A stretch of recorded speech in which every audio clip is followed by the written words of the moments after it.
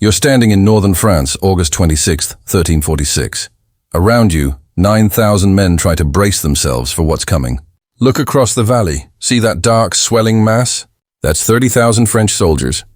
Knights clad in steel, war-trained horses, and mercenaries armed with crossbows capable of piercing oak.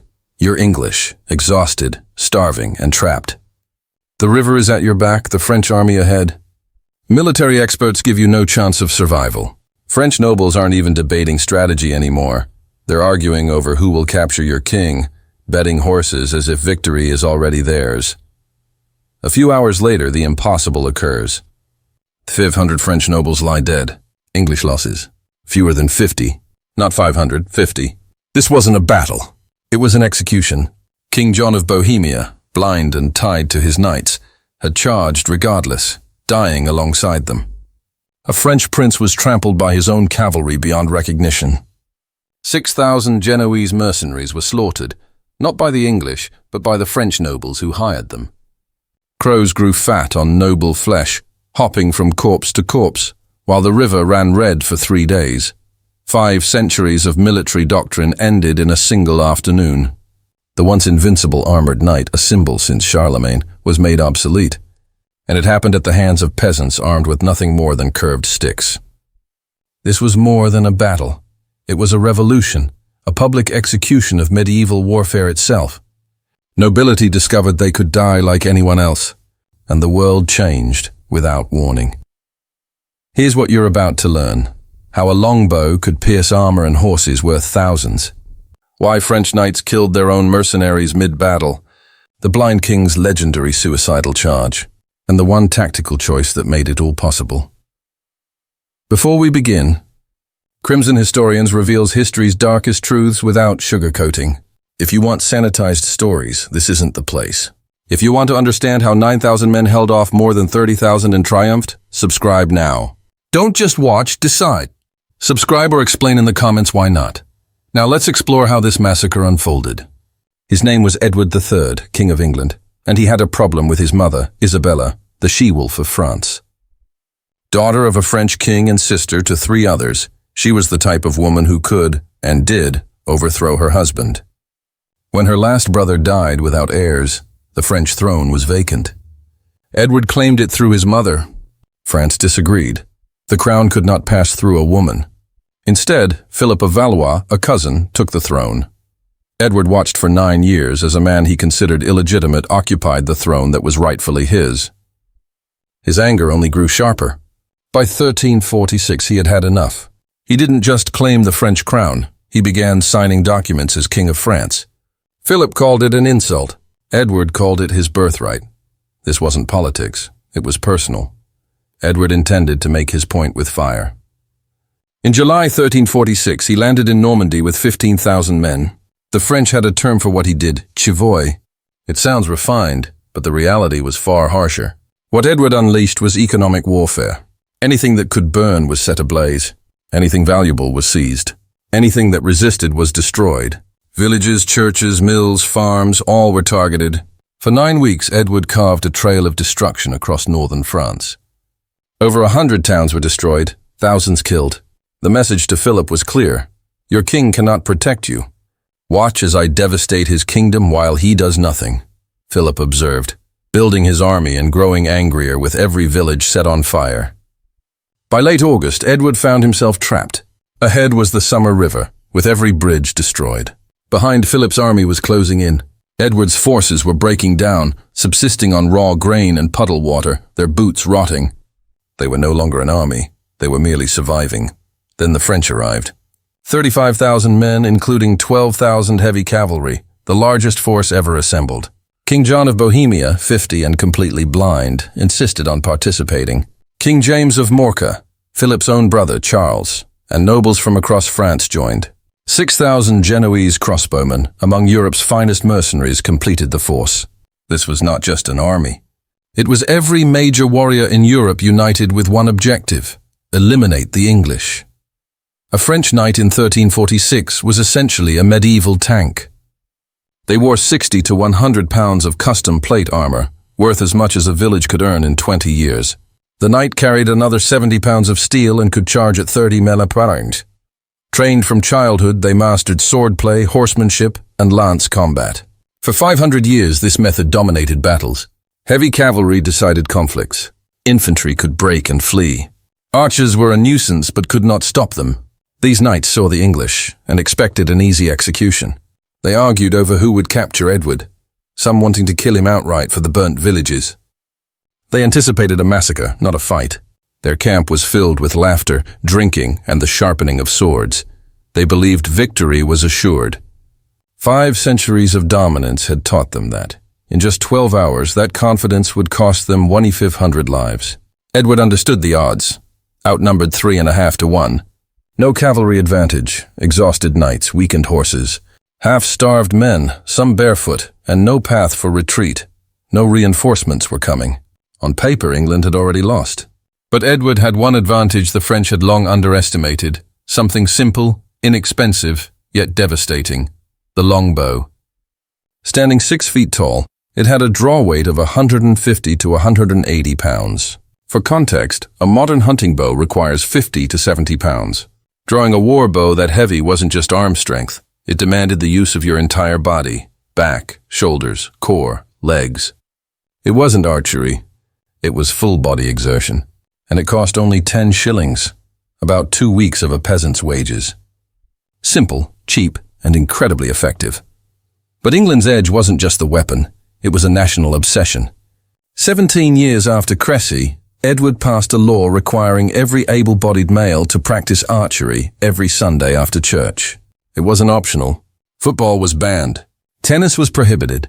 Dice games were illegal. Archery was mandatory or fines followed. The punishment wasn't just for discipline. It was about survival. England, a small island nation, could never match France in population, cavalry, or wealth. So they armed their entire population. By 1346, over 50,000 trained archers were scattered across England. Farmers, blacksmiths, even criminals could shoot, often in exchange for reduced sentences. Every village had men who had been pulling bowstrings since childhood, and the physical impact lasted a lifetime. Modern archaeologists can instantly identify longbowmen from medieval graves, enlarged left shoulder sockets, arms stretched 1 to 2 inches longer, wrist bone spurs, spinal curvature, all results of decades of drawing heavy bows. Centuries later, a skeleton can reveal not just what the man did, but what he fought and killed with. Now imagine what that meant in battle. Effective range, 250 to 300 yards, almost 3 football fields. Accurate killing range, 100 to 150 yards. A trained archer could fire 10 to 12 arrows per minute, 1 every 5 seconds, for 4 minutes straight. At 100 yards, arrows penetrated chainmail. At 50 yards, they could pierce plate armor at the joints. One archer could kill 12 armored men in a minute. Multiply that by Edward's 5,000 Welsh and English longbowmen at Crecy, a combined rate of 50,000 to 60,000 arrows per minute, 1,000 arrows every second. Each carried 60 to 72 arrows, totaling over 300,000 projectiles. Imagine standing in a field and facing that, 1,000 steel points per second for 5 minutes straight. Yet the French didn't realize what they were up against. They saw peasants, farmers, and soldiers' clothes. What they should have seen were 5,000 trained killers armed with medieval machine guns. The French had never encountered massed longbow fire, never witnessed thousands of archers shooting together with overlapping fields. They were about to learn, and the lesson would cost 1,500 nobles in just 4 hours. If you're still watching and haven't subscribed, ask yourself why. This is Crimson Historians. We go beyond surface-level history. We reveal what actually happened, the brutal, brilliant, and game-changing moments. Hit subscribe now. The real story, the actual massacre, is just getting started. Edward chose his battlefield near a village called Crean Ponu. The terrain was a gentle hill, just enough slope to make a difference. The French would have to advance uphill. Horses slowed on the incline, men tired quickly, and momentum faltered before reaching the English lines. The Agincourt forest bordered the area, dense with trees, preventing any cavalry from flanking. The front was narrow, barely half a mile wide, meaning the French could not fully leverage their superior numbers. They would be forced to attack in waves. Edward had not just found a battlefield, he had designed a trap. He divided his army into 3 sections. On the right, his son, Edward of Woodstock, just 16 years old, who would later be known as the Black Prince. On the left, William Bohan, Earl of Northampton. At the rear, Edward himself, positioned on a windmill on higher ground to oversee the entire field. Each division followed the same formation: dismounted knights in the center, solid blocks of armored infantry, with longbowmen on the flanks in wedge formations, pointing outward like arrowheads. The archers' wedges created overlapping fields of fire. Any French charge would not face a single line of arrows, but simultaneous volleys from 3 directions: front, left, and right. The center became a killing zone, a place where every archer had a clear shot. Edward had effectively engineered a medieval crossfire. Then he did something that shocked both armies. He ordered every English knight to dismount. Not just some, but all of them. Men who had spent their lives training on horseback were now to fight on foot alongside common infantry. Horses were sent to the rear. French spies reported this to Philip, who assumed it was a trick. A knight fighting on foot? It was considered humiliating. But Edward understood what the French refused to see. Horses were vulnerable. They panicked and died easily. A knight on foot was an anchor, immovable and reliable. In this way, Edward temporarily dismantled the class system to save his army. The archers dug small pits in front of their positions, just deep enough to trip horses, and hammered sharpened stakes into the ground at angles. Each archer placed half his arrows into the stakes for easy access during battle. Men-at-arms locked shields and formed walls. They were not merely preparing for battle, they were setting a trap. By 3 p.m. the English had dug in, rested, eaten what little food they had, and positioned themselves perfectly. The French did not arrive until 6 p.m., exhausted from 12 hours of marching, disorganized and frustrated. French commanders urged Philip to wait until morning, allowing the men to recover and attack fresh. Philip agreed. However, the French nobles, insulted at the idea of waiting to fight peasants and Englishmen who had ravaged their lands, pressured him. Surrounded and shamed, Philip caved and reversed his order: attack immediately. Today, the French nobles had convinced their king to lead a mission that would be catastrophic. Philip sent the Genoese forward first, 6,000 professional crossbowmen. But there was a critical issue. Their pavises, the large wooden shields used for cover while reloading, were still stuck in the baggage train miles behind. The Genos advanced without protection. Their crossbows had an effective range of 150 to 180 yards, while English longbows reached 250 to 300 yards. As the Genos moved closer to engage, the English opened fire at 250 yards. The sky darkened, not with clouds, but with arrows. Thousands arched through the air, falling like a storm. Up to 50,000 arrows per minute struck the Genoese formation. Men were hit through shoulders, legs, and faces, screaming in chaos. A crossbowman tried to raise his weapon and fire, but the target was still out of range. He shot anyway. The bolt fell short. Then came the slow process of reloading, 30 to 40 seconds to prepare the next shot. Meanwhile, the English could fire 6 arrows in the same time. In 10 minutes, the Genoese formation was decimated. Men dropped by the hundreds with no shields, no cover, and nowhere to retreat. In a desperate attempt to find protection, the Genos collided with the French cavalry. The knights reacted with rage. They saw the mercenaries as cowards and obstacles. Some accounts claim Philip shouted, "Kill these rabble, they block our way." Regardless of whether he spoke the words, the outcome was the same. The French knights charged through their own troops, trampling and cutting down the Genoese. Hundreds were killed by the very men who had hired them. The Genoese were not allies in the eyes of the knights. They were obstructions on the path to glory. The French cavalry pressed onward into the English killing zone. The archers refocused on the knights, and the sky darkened once again with arrows. Horses, larger and more exposed than knights, were prime targets. A horse hit in the chest would collapse, throwing its armored rider to the ground. Attempting to rise in full-plate armor was nearly impossible. Subsequent waves collided with the fallen knights and horses, creating a domino effect. Corpses accumulated, forming obstacles for every new charge. Eyewitnesses described piles of bodies taller than a standing man. The English archers closed in further. At 50 yards, arrows penetrated the very metal of the armor, not just the weak points. Despite 15 or 16 charges, The French cavalry could not break through the storm of arrows and mounting casualties. Each charge involved 500 to 1,000 knights and lasted 10 to 20 minutes. Every assault ended bloodier than the one before. By the 8th charge, English archers were retrieving arrows from corpses to shoot back. By the 10th, French horses refused to advance. They had learned. By the 15th charge, French soldiers were climbing over piles of bodies taller than their horses.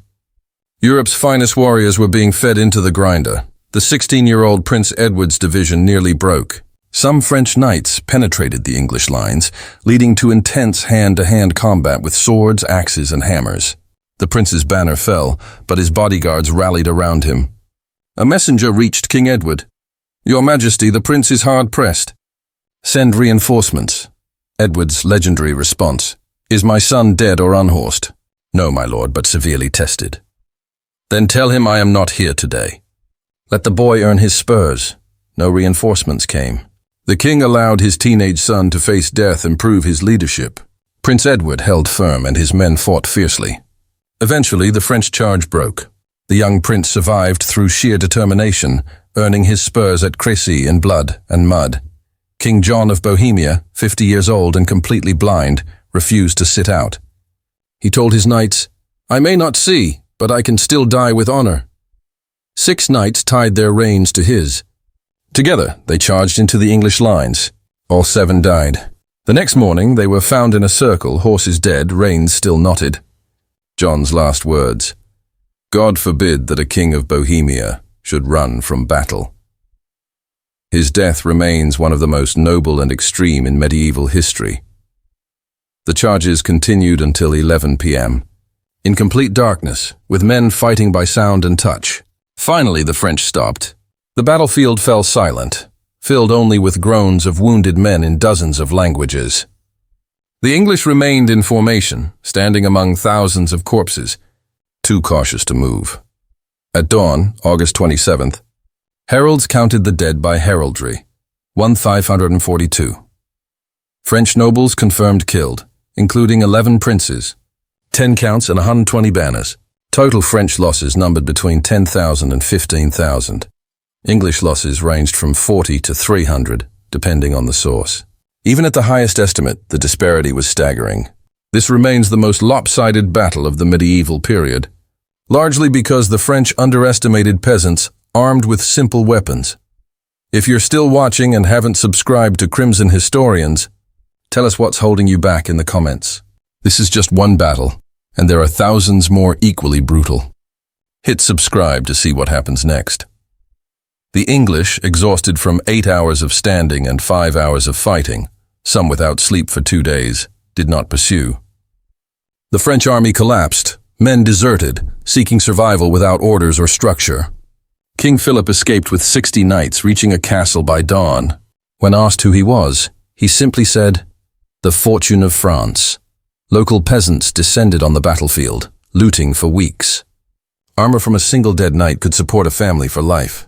Edward advanced to Calais, laid siege, and starved the city into surrender over a year. But the real impact was psychological. The French failed to learn from their mistakes. 10 years later, at Poitiers in 1356, French cavalry charged English longbowmen again, with similar devastating results. 54 years later, at Agincourt in 1415, they repeated the same fatal mistake, suffering even worse casualties. The French nobility preferred to die upholding tradition rather than face reality. Accepting reality meant admitting the unthinkable, that peasants armed with simple tools could be more effective warriors than nobles with swords. Such an acknowledgement threatened the entire social order. Crécy presented something unimaginable to medieval Europe. Commoners could defeat nobility not through rebellion or luck, but through skillful use of superior technology. A longbow cost only 10 shillings, while a knight's full equipment was worth 2,000, a 200-to-1 ratio. The inexpensive weapon triumphed over aristocratic wealth. This was not just a military revolution, but an economic one. For over 150 years, the English longbow shaped European warfare. Eventually, firearms replaced it, cheaper, easier to master, and deadlier. But the lesson remained. Technology overcomes tradition. Adaptability surpasses aristocracy, and clinging to the past is deadly. At Crécy, The nobility were no longer invincible on the battlefield. The Middle Ages ended there, and modern warfare began. In the following 80 years of the 100 Years' War, the English dominated nearly every major battle. The French economy suffered immensely. Entire regions were depopulated, and trade collapsed. Eventually, France reformed its military with professional armies, artillery, and structured training, but it took decades and countless lives. That single afternoon reshaped a century of conflict. Europe's nobility was traumatized. How could knights, chosen by God, trained from birth and armored in blessed steel, fall to peasant arrows? It questioned divine right itself. If farmers could kill knights, what made the nobles exceptional? Not their lineage, their training, or their expensive equipment. Crécy asked that question with 2,500 corpses, and Europe had no immediate answer. Crécy is a cautionary tale about ignoring technological change. Tanks once seemed invincible until handheld missiles appeared. Battleships dominated until aircraft carriers. Cavalry ruled until machine guns. Today, drones challenge expensive military hardware. The pattern repeats. The costly side assumes permanent superiority, while the cheaper, innovative side can change the balance. History rewards those who adapt and punishes those who resist. You've just spent 12 minutes learning about the battle that ended the Middle Ages. Over 40 hours of research went into this. Every fact verified, every source checked, completely free. Now here's the question. If this wasn't worth hitting subscribe, why are you here? Crimson Historians exists to present real history. The brutal, the brilliant, the transformative. We don't make history pretty. We make it true. And we can only continue if you support us. Subscribe now. Don't wait, because there are 50,000 other stories just as brutal, and we're telling them all, but only with your support. Comment or subscribe. I'll read every response. Decide, engage, or step aside. August 27th, 1346. Dawn. A field strewn with the bodies of Europe's mightiest warriors, felled by the cheapest weapons in warfare. The crows were so fat they could barely fly, and 500 years of certainty sank into the mud. The armored knight, the symbol of nobility, divine right, and inherent superiority, proved mortal, killed by peasants with sticks and strings. Until then, remember, the past was never pretty. We don't sanitize it. This is Crimson Historians, where history bleeds truth.